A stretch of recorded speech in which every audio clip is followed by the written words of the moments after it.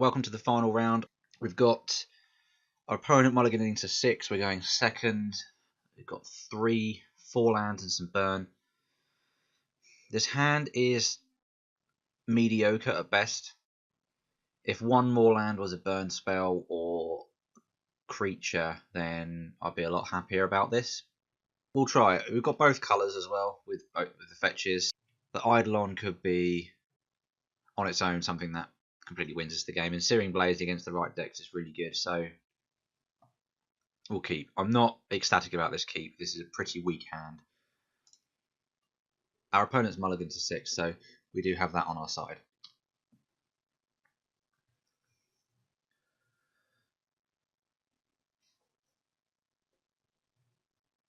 Interesting.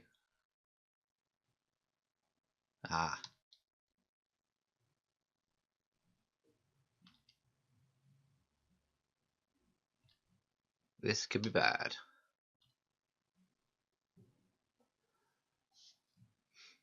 This could be very bad indeed. I want to thin our deck, and we do eventually want a Stomping Ground, so whilst I'm not ecstatic about paying 2 life for this to start with, given we've got the mountain in our hand, I also don't want to be drawing lands like we were in the other games of this league. We've got plenty in our hand. We literally do not want to be drawing another land. Rift Bolt is perfectly reasonable. It's going to hopefully be able to kill this Swiftspear. Not before it does a lot more damage to us though, unfortunately. Manamorphose? I'm assuming it's the silly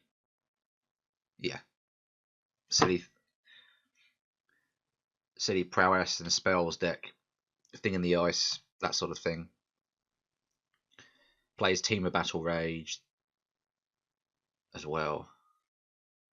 Mutagenic Growth. Could even potentially be playing Death Shadow. No, it's just gone. It's going for the full Kiln Fiend shenanigans. So now we have a new target for our Rift Bolt. As much as I really want to kill that Swiftspear, Kiln Fiend is going to do a lot more damage if we don't kill it. So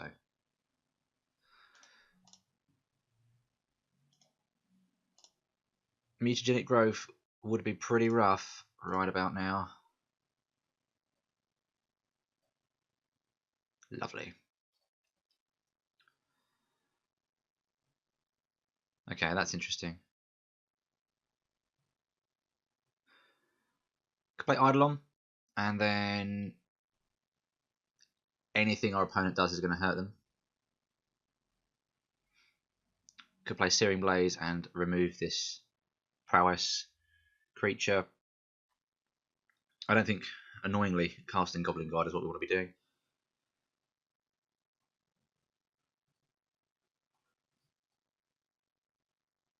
Our life total is incredibly relevant in this match, so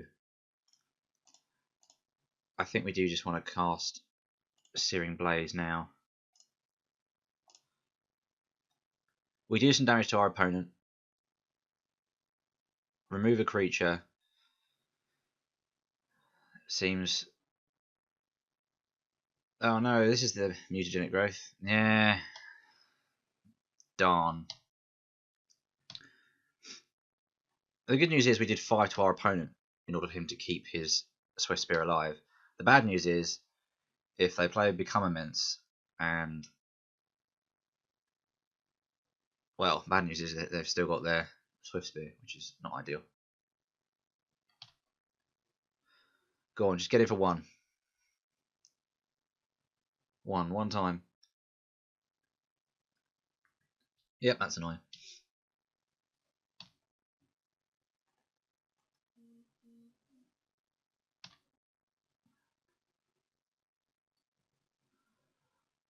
This is more than 1.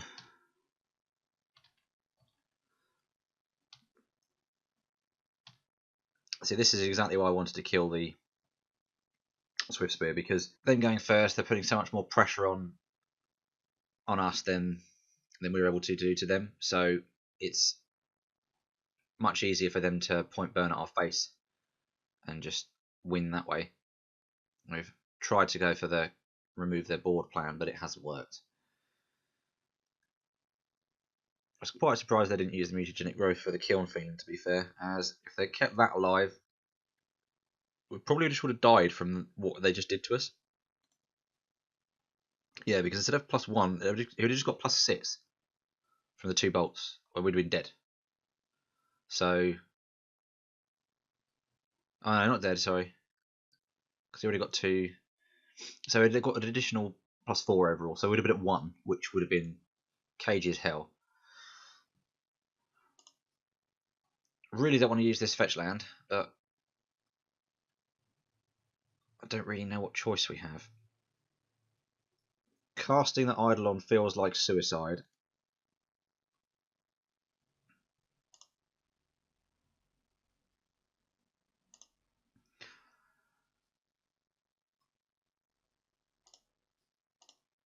Never feels good to cast a Goblin Guide and not hit something with it. But this guy just needs to be on defense.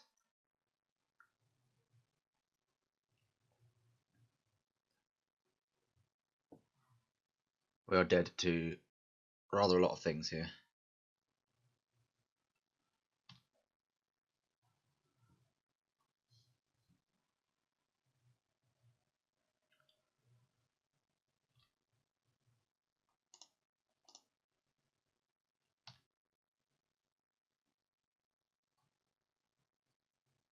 Surprised we're not seeing any more creatures, although they do only have 2 cards in hand.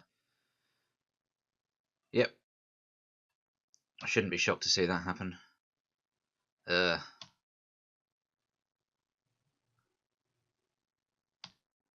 not great. Not great. Not an awful lot we can do. Do not want to be doing this ideally, but we need white at some point, and being able to have cast 2 things that turn and still get the white source. Oh jeez. Deck, why do you hate me so much?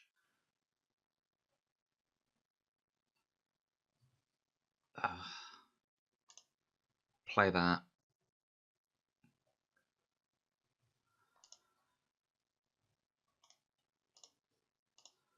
This Eidolon is literally just going to block.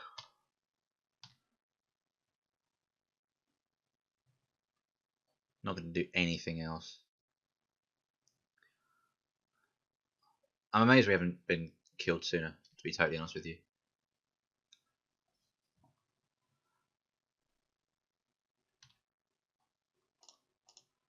Please block it. Please cast a spell and kill it.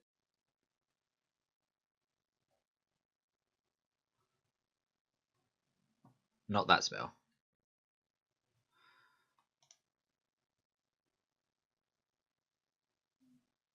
Trample. So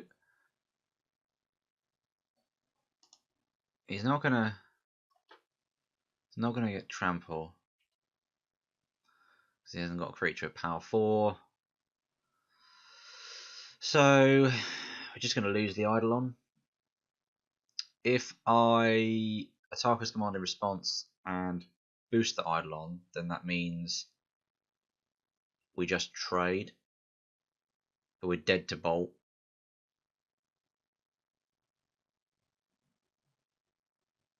I don't think we beat bolt anyway.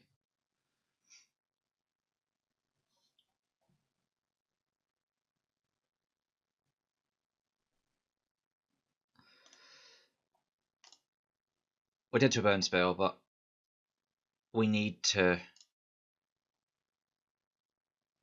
trade with this Swiftspear.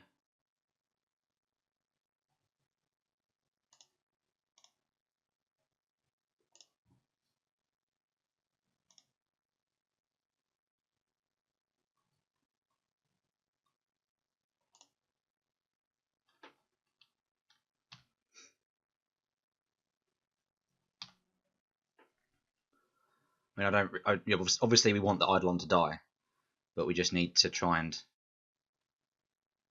kill the Swiftspear as well, which is the bigger thing there. Wow.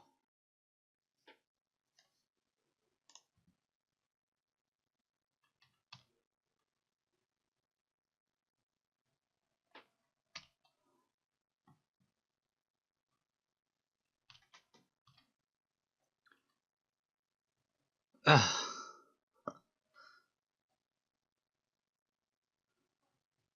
The temptation to cast this is, oh wow.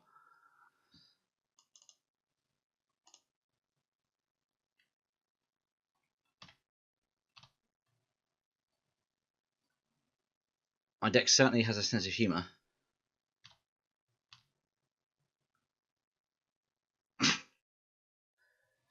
Oh.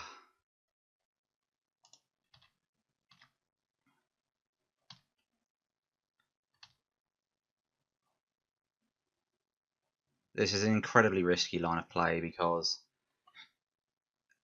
even a Monastery Swiftspear off the top is lethal. But I mean, it's just so. What does he draw? Obviously, as you can see, them casting cards is hurting them. The chances that they draw something to just kill us on the spot is so high that I think we just need to have the Eidolon there to do damage. So the Eidolon has done 4 damage to our opponent right now. Whereas if we hadn't played it, we would have only done 3 damage to our opponent. They'd be sitting pretty at 4 life.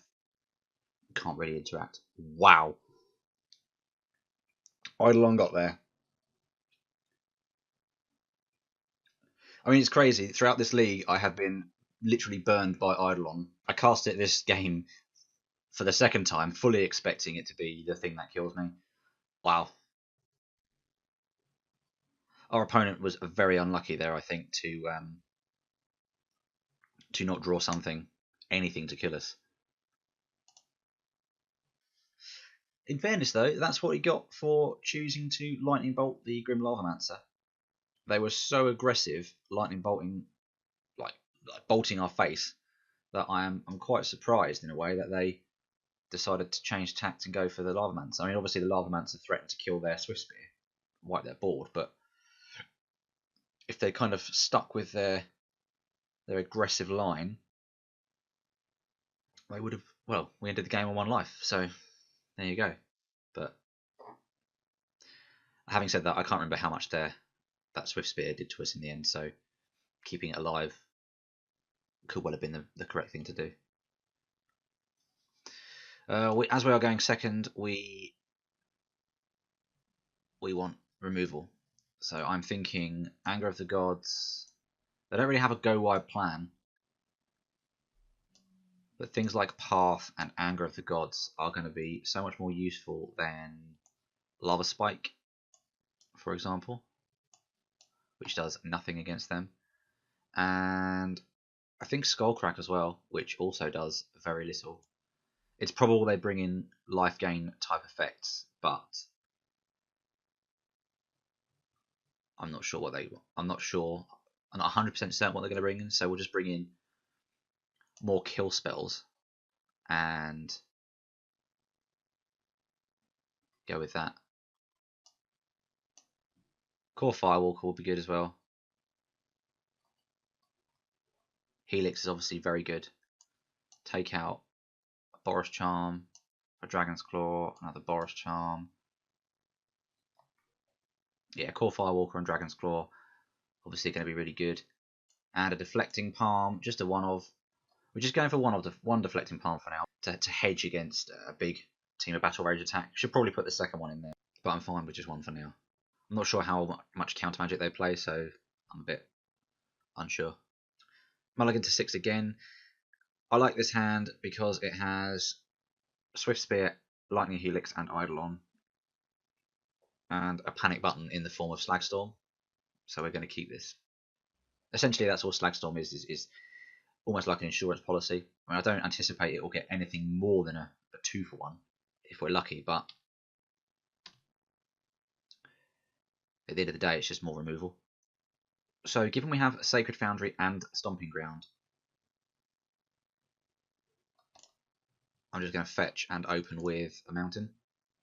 Again, like I was saying before, our life total is so important in this game that we need to preserve it as much as possible.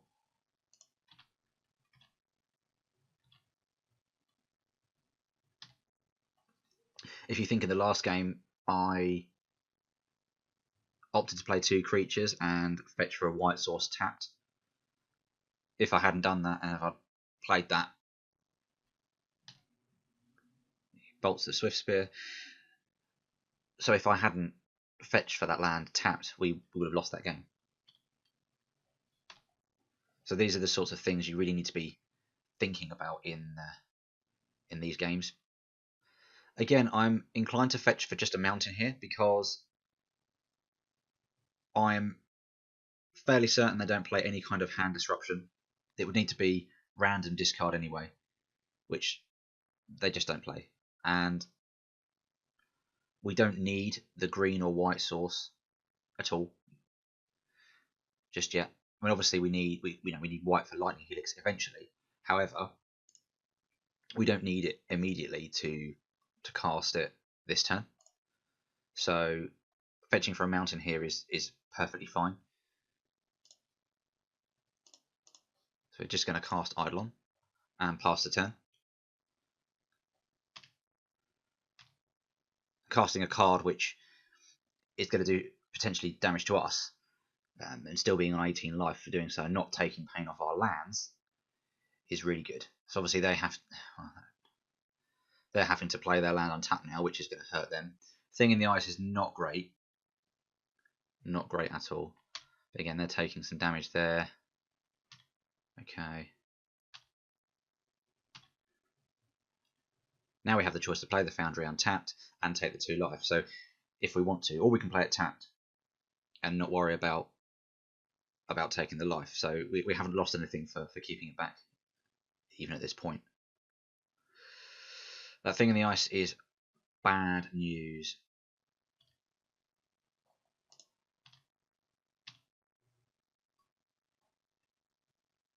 I think we have to pressure them. Oh, that's not good. So that's going to become a 2/6. So we can't even kill it this turn. That's devastating. It's taken 4 life to cast that.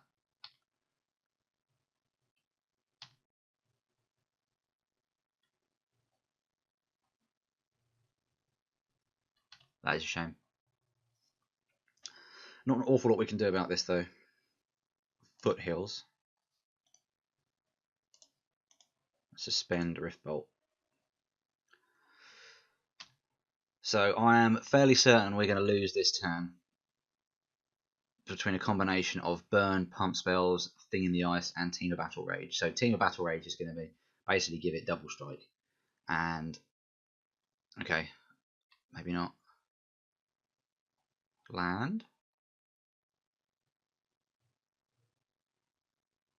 Wow, I was expecting a big attack there. Like for them to kill the Eidolon in the way they did.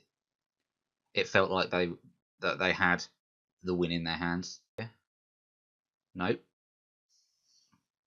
We're at 18, they're at 11. We have only 6 points of burn in hand. If we take this bit of damage, well, let's see if they pump it first. I'm happy to take 1. Yeah. Just 1. So what I'm thinking is we're going to get the free Rift Bolt. So the Rift Bolt will do 3 points of damage to the Thing in the Ice, and Slagstorm will finish it off and kill the Swiftspear, presuming they don't have some sort of instant speed response.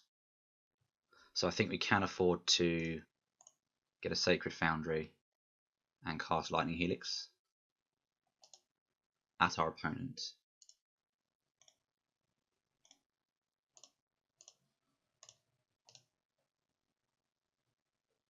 Nice to gain a little bit of life there as well, even if we are taking 2 for the privilege. They could counter it. I mean, again, I don't know how much, if any, that counter spells they're playing. Nope, no counter magic. Okay. So the other thing we could do is go for the win. If we fire this at our opponent and then Slagstorm for another 3, put them to 2, then we just need one mana burn spell and they're dead. As long as it's not Rift Bolt. Because I'm assuming, and I'm going to go out on a limb here, I'm going to assume that next turn we're dead, even though we didn't die last turn. Got 3 cards in hand. If it's a mutagenic growth, then Thing in the Ice still dies, but they'll keep one creature alive, unless they have multiple mutagenic growths, in which case that thing flips. They would need mutagenic growth, and a bolt, and then untap.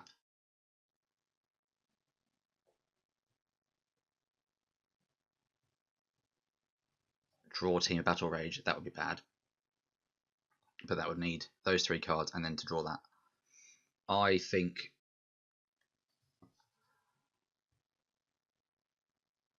it's just such a coin flip. I don't think their hand's great. I really don't think their hand's great.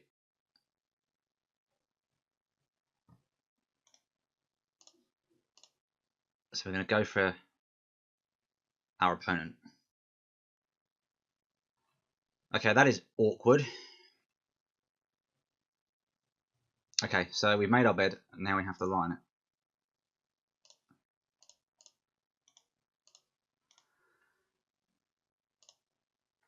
There is a very strong chance here that our opponent just untaps and kills us.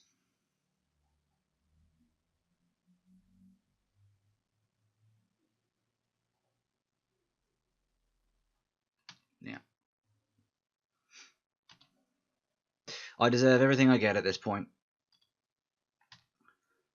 The much safer play would have been to do the first thing that I said, but I have gone greedy and gone for the win. What is this? Yeah.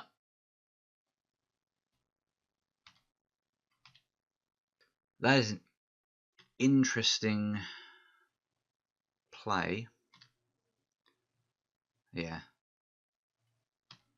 Our opponent's hand is obviously incredibly weak. Well, not really weak, but just not quite enough to... I think they're struggling on land, basically. So if they'd had the land to... Oh, my gosh. This is just so ridiculous. Fine, so we'll play Dragon's Claw.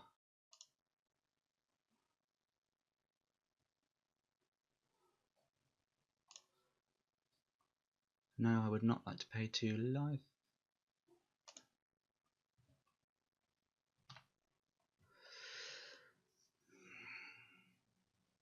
Yeah, I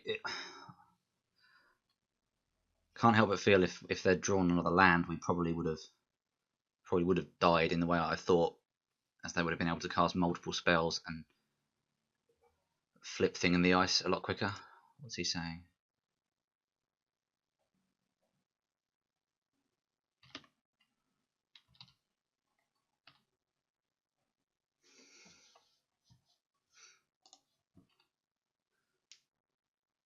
Okay, so casting it on the thing, target creature gains double strike. And also gain tramp, so he will get double strike and trample. Gain me a life.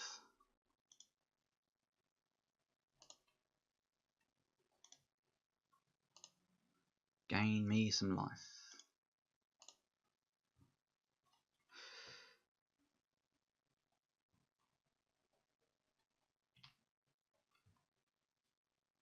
Hit me.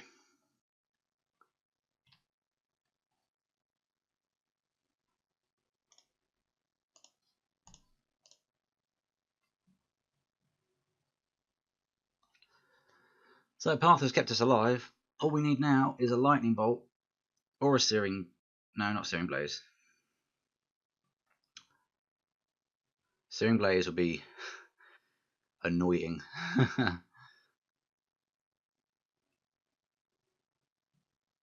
Some burn that does more than 2 damage, or more than 1 damage, I should say. Woo! There we go.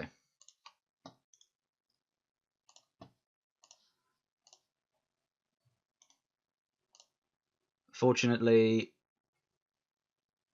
we got there.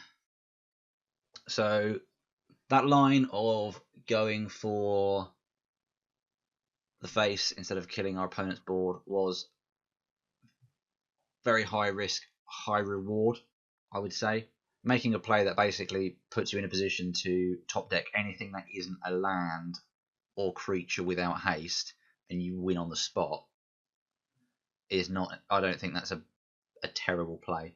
Arguably much safer to go with the original plan of wiping our opponent's board and trying to win from there. Given that we were on such a high low total, upon reflection, I think that was probably a bit greedy, and I think we should have gone for the safer play of just killing all of this stuff, because we had enough time to draw into more threats, whereas our opponent just didn't.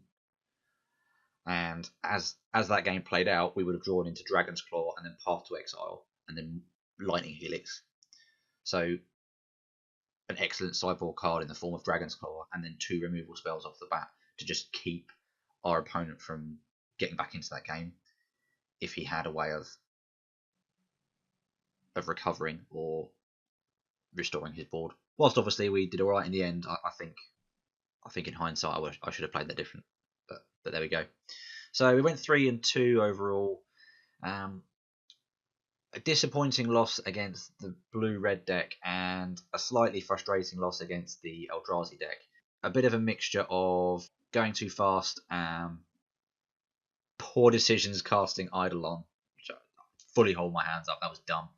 Also, a little bit of bad luck drawing like consecutive lands, which was, I think, what was it, 3-4 land draws in a row, which did not help. So a bit of a mixed bag with the losses there, but we also got a bit lucky in some games as well, so I can't complain too hard.